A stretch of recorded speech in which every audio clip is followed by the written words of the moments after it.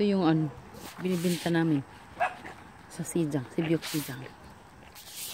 Binibenta namin yan. Yan yung pinapalaki.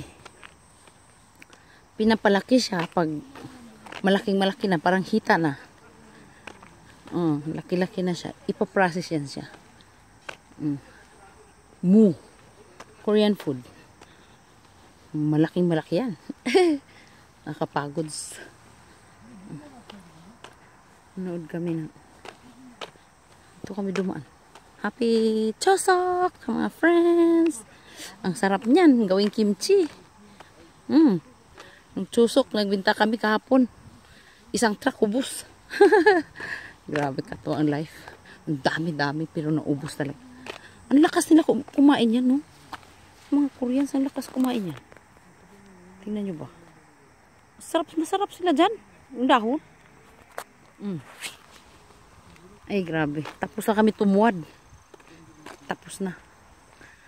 Yan lang po. Share ko sa inyo. Bye-bye.